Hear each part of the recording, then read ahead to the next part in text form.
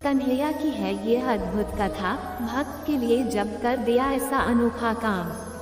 अगर भक्त का प्रेम सच्चा हो तो भगवान उसके लिए नंगे पांव दौड़े आते हैं। वही बात जब कन्हैया की हो तो कहने की क्या। अपने भक्तों के लिए वह न जाने कितने रूप धरते हैं और कितनी ही अनगिनत लीलाएं कर चुके हैं, जिनका प्रमाण हमारे धार्मिक ग्रंथों में मिलता है। ऐसी ही एक रोचक कथा है जब कन्हैया ने अपने भक्त के लिए एक अनोखा काम किया। तो आइए जानते हैं इस बारे में विस्तार से। ऐसी है कन्हैया की यह कथा। पौराणिक कथा के अनुसार एक बार की बात है, किसी नगर में एक राजा ने एक मंदिर बनवाया जिसमें श्री कृष्ण की एक मूर्ति भी रखवाई, लेकिन उसकी कभी पूजा नहीं की। पूजा करने के लिए मंदिर में एक पुजारी को रखा गया। पुजारी नियमित कन्हैया जी को नहलाता और बड़ी ही श्रद्धा भाव से उनकी पूजा अर्चना करता। राजा भी रोज कान्हा जी के लिए एक फूलों की माला भेज देता था और जब वह दर्शन करने आता तो पुजारी उस माला को उतारकर राजा को पहना देता। ऐसा करते करते पुजारी की भी उम्र बीत चुकी थी। एक दिन किसी वजह से राजा नहीं आ सका तो उसने एक सेवक के हाथ मंदिर में माला पहुंचा दी और कहलवाया दिया कि आज वह मंदिर नहीं आएगा, इसलिए पुजारी उसका इंतजार ना करे। इतना कहकर सेवक चला गया। पुजारी ने हमेशा की तरह कन्हैया जी को माला पहना दी, लेकिन जब शाम हुई तो पुजारी यह सोचने लगा, माला उतारकर किसे पहनाई जाए। उसने सोचा क्यों न ये माला आज मैं ही पहन लूं। वैसे भी मेरी उम्र हो चली है, जीवन का क्या पता कब खत्म हो जाए। इतना सोचकर पुजारी ने माला उतारकर अपने गले में डाल ली, लेकिन इतने में ही सेवक आ गया और उसने बताया कि राजा की सवारी मंदिर में पहुंचने वाली है। तब श्री कृष्ण ने धरा ऐसा रूप। राजा की सवारी आने की बात जब पुजारी ने सुनी तो वह डर गया। उसने सोचा कि अगर राजा ने उसे देख लिया तो वह तो मरवा ही डालेंगे। आनन फानन में पुजारी ने माला उतारकर वापस कन्हैया जी को पहना दी। जैसे ही राजा अंदर आया तो हमेशा की ही तरह पुजारी ने माला कान्हा जी के गले से उतारकर राजा को पहना दी, लेकिन माला पर लगा सफेद बाल देखकर राजा समझ गए कि पुजारी ने यह माला स्वयं ही पहनी थी।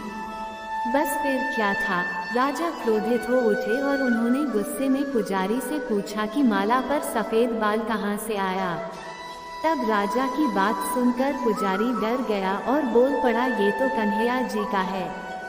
अब तो राजा और भी क्रोधित हो गए, क्योंकि कान्हा तो भगवान हैं और उनके बाल सफेद कैसे हो सकते हैं। इसलिए राजा ने फरमान सुना डाला कि कल श्रृंगार के समय राजा खुद आएंगे और देखेंगे सच में ही कान्हा जी का सफेद बाल है या पुजारी झूठ बोल रहा है।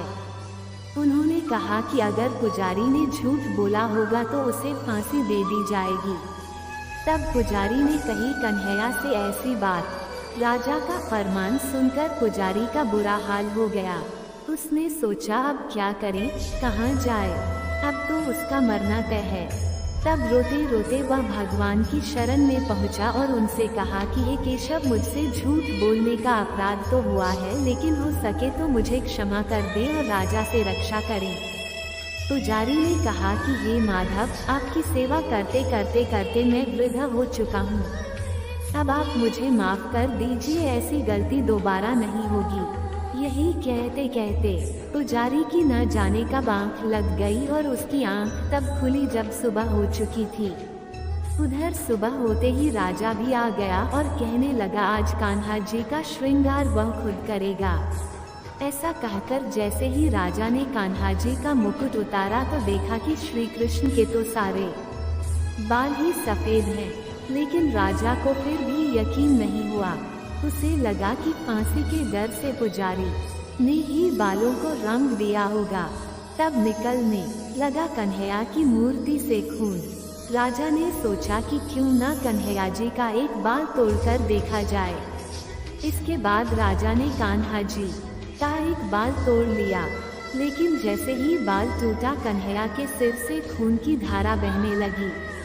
ये देखकर राजा भगवान के चरणों में गिरकर माफी मांगने लगा। तभी श्री कृष्ण की मूर्ति से आवाज आई, हे राजन, तुमने मुझे केवल मूर्ति मात्र ही समझा, इसलिए आज से मैं तुम्हारे लिए केवल मूर्ति मात्र ही रहूंगा। लेकिन पुजारी ने सच्चे मन और पूरी श्रद्धा से मेरी भक्ति की है, इसलिए उसकी अनन्य भक्ति को देखकर मुझे अपने बाल सफेद करने पड़े। कन्हैया जी ने कहा कि भक्ति में कभी भी संशय नहीं होना चाहिए और सच्चे भक्त की लाज तो मैं कभी जाने ही नहीं देता।